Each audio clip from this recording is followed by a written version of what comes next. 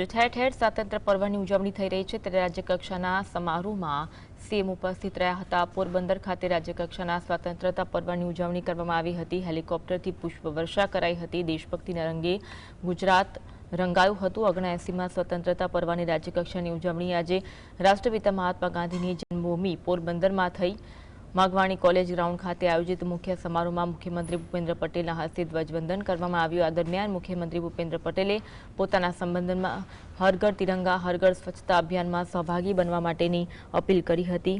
CM Bhupendra Patel દ્વારા સંબોધન કરવામાં આવ્યું હતું। આજના મુખ્ય સમારોહમાં બાપુના પગલે તિરંગા ભારત થીમ પર આધારિત સાંસ્કૃતિક કાર્યક્રમ યોજાયો હતો। આ કાર્યક્રમમાં 150 કલાકાર ભારતીય સંસ્કૃતિ અને રાષ્ટ્રીય ભવનને સુંદર રીતે રજૂ કરી, જેમાં વિશ્વવિખ્યાત મણિયારો રાસ, ટિપ્પણી રાસ, તાંડવ નૃત્ય, ઉત્સાહી ગરબા જેવા વિવિધ નૃત્યોનો સમાવેશ થાય છે।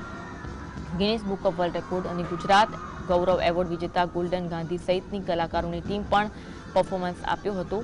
આજે સવારે આ કાર્યક્રમનું આયોજન કરવામાં આવ્યું હતું। 2.90 કરોડ લોકોને આયુષ્યમાન કાર્ડ આપ્યા હોવાનું સીએમએ તેમના સંબોધનમાં જણાવ્યું હતું। ખેડૂતોના હિતને પ્રાધાન્ય આપવામાં આવ્યું છે। તેમના દ્વારા તેમના સંબોધનમાં તમામ વાતોનો ઉલ્લેખ કરવામાં આવ્યો હતો।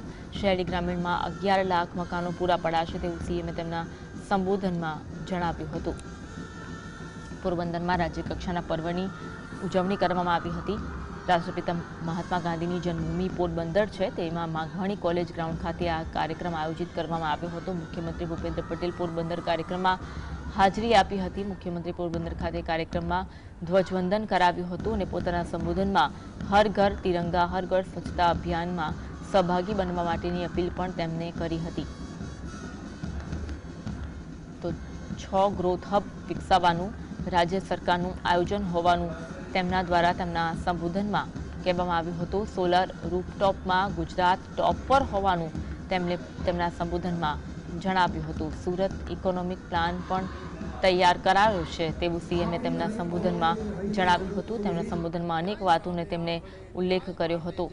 5 લાખ બહેનો લખપતિ દીદી બની હોવાનો, ઘરનો આધાર બની હોવાનું સીએમએ તેમના સંબોધનમાં જણાવ્યું। 2.90 કરોડ લોકોને આયુષ્યમાન કાર્ડ આપ્યા હોવાનું સીએમએ તેમના સંબોધનમાં જણાવ્યું હતું। પોરબંદર ખાતે રાજ્યકક્ષાના સ્વતંત્રતા પર્વની ઉજવણી કરવામાં આવી। ખેડૂતોના હિતને પ્રાધાન્ય આપવામાં આવ્યું છે। શહેરી ગ્રામીણમાં 11 લાખ મકાનો પૂરા પડાશે તેવું તેમના સંબોધનમાં તેમણે ઉલ્લેખ કર્યો હતો।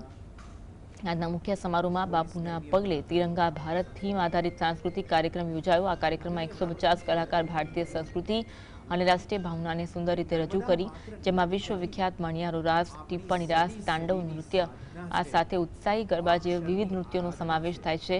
Guinness book of world record અને ગુજરાત ગૌરવ એવોર્ડ વિજેતા ગોલ્ડન ગાંધી સહિતની કલાકારોની ટીમ દ્વારા પરફોર્મન્સ આપવામાં આવ્યું હતું। આ સાથે સીએમએ સંબોધન કર્યું હતું। તેમના સંબોધનમાં અલગ અલગ મુદ્દાઓનો ઉલ્લેખ તેમણે કર્યો। હેલિકોપ્ટરથી પુષ્પવર્ષા કરાઈ, બાપુના પગલે તિરંગા ભારત થીમ પર સાંસ્કૃતિક કાર્યક્રમો પણ યોજાયા હતા, જે સીએમ ભૂપેન્દ્ર પટેલે નિહાળ્યા હતા।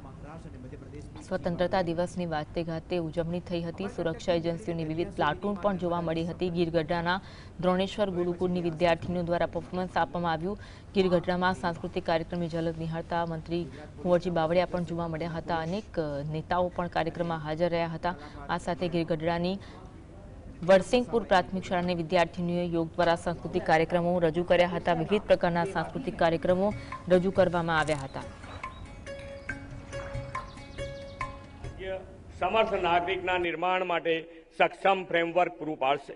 વડાપ્રધાનશ્રીએ વિકસિત ભારતનું જે લક્ષ્ય આપ્યું છે તેના આધાર પર વિકસિત ગુજરાત 2047ના વિઝનને સાકાર કરવા માટે આ agenda 2035 whole of the government અભિગમ સાથે દિશાસૂચક બનશે।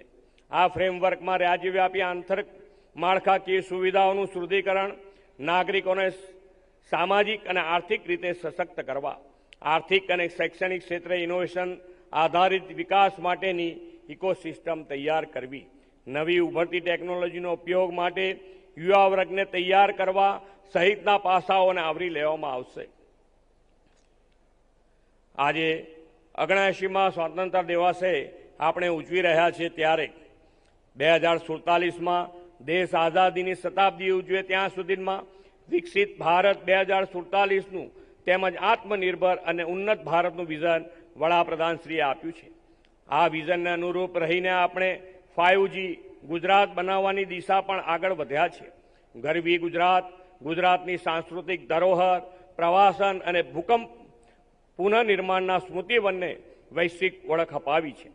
ગુણવંતુ ગુજરાત ગુજરાતના નાગરિકોનું જીવન ગુણવત્તાયુક્ત બને તે માટે અર્નિંગ વેલ અને લિવિંગ વેલના મંત્ર સાથે વિકસિત ગુજરાતનો રોડમેપ તૈયાર કર્યો છે. ગ્રીન ગુજરાત બનાવવા ગુજરાતે ગ્રીન ગ્રોથ અને રિન્યુએબલ એનર્જી તથા પીએમ સૂર્ય ઘર મુફત વીજળી યોજનામાં લીડ લીધી છે.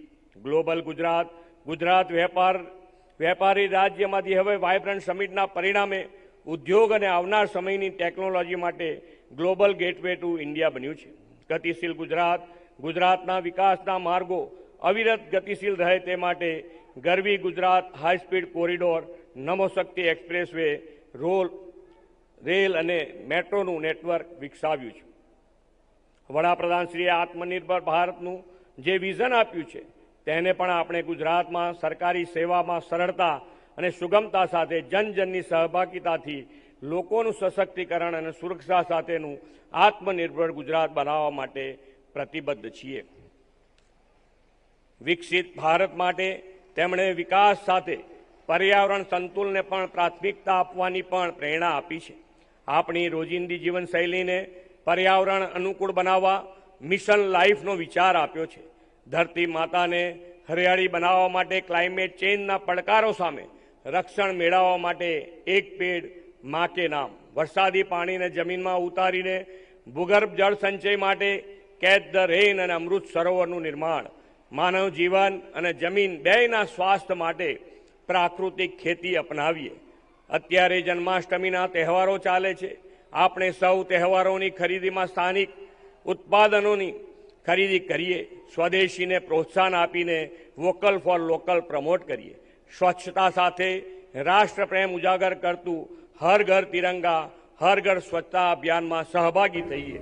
79મા સ્વાતંત્ર્ય પર્વે પોરબંદરની આ ઐતિહાસિક ધરતી પરથી આપણે સૌ ગુજરાતીઓ સંકલ્પ લઈએ એજન્ડા 2035 સુધી સમૃદ્ધ રાજ્ય, સ્વર્થ નાગરિક બન માટે અને વિકસિત ભારત માટે વિકસિત ગુજરાતના નિર્માણથી આપણે લીડ લઈને ગુજરાતને સર્વોત્તમ બનાવીશું.